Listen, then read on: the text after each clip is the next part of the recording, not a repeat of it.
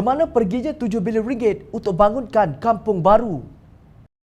Penawaran pampasan berjumlah RM1,000 sekaki persegi kepada pemilik tanah di kampung baru tidak dapat diteruskan kerana tiada sumber pembiayaan keseluruhannya bernilai RM7 bilion daripada pembendaharaan bagi menampung jumlah bayaran berkenaan.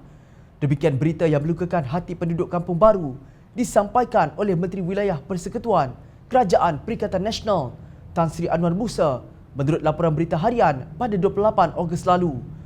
Anwar memberi alasan bahawa hanya 61% sahaja penduduk di kampung baru sebelum ini yang bersetuju terhadap penawaran pampasan berkenaan.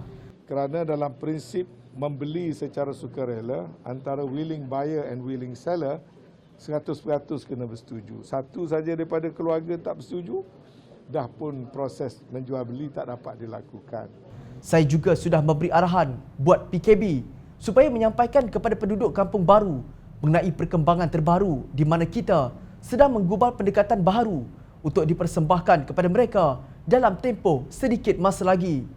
Konsep yang akan dipakai ialah pembangunan yang organik sifatnya, iaitu tidak membabitkan orang luar membeli tanah penduduk kampung baru, tetapi hak kepada pembabitkan tuan tanah, katanya seperti dipetik. Kerajaan Pakatan Harapan sebelum ini mahu membangunkan semula kampung baru membabitkan pengambilan tanah dari lebih 5,300 pemilik dengan harga RM1,000 untuk satu kaki persegi, iaitu RM850 tunai dan RM150 saham SPV. Sejak itu, kempen secara kumpulan kecil-kecilan dilakukan oleh Pembangunan Kampung Baru atau PKB bagi meyakinkan penduduk kawasan berkenaan berhubung usaha Kerajaan Pakatan Harapan untuk membangunkan kampung baru. Namun, tawaran Menteri Wilayah Persekutuan ketika itu, Khalid Abdul Samad, dipelekeh oleh Setiausaha Agung UMNO Anwar Musa dengan ciapan di Twitter pada 22 September 2019. Kalau tak boleh beli pada harga pasaran, tak payahlah beli.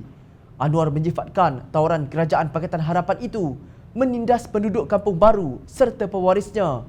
Pada 23 September 2019 pula, Anwar menciap lagi.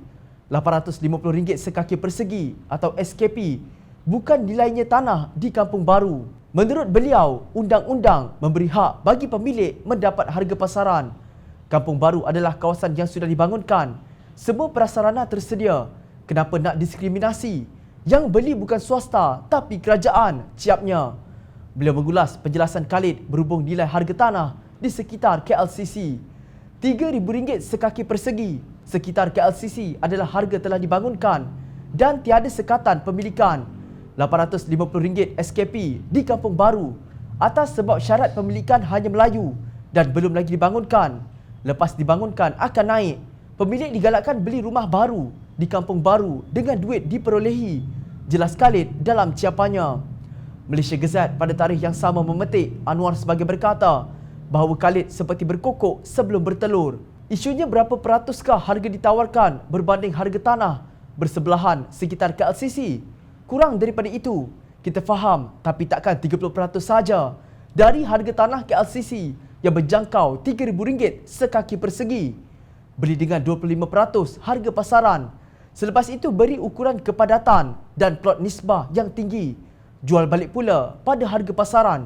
Bijak kan? Sindirnya seperti dipetik. Tiba-tiba Kerajaan Perikatan Nasional berkata tak mampu bayar RM1,000 sekaki persegi kerana kerajaan tebuk atap ini tiada sumber RM7 bilion.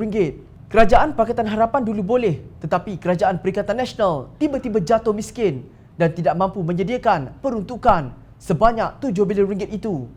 Kemana perginya RM7 bilion itu dari perbendaharaan negara? Ingat lagi, RM7,184,83,200 perbelanjaan tambahan yang dibantah oleh Pakatan Harapan dan sekutunya semasa sidang parlimen yang baru berlalu.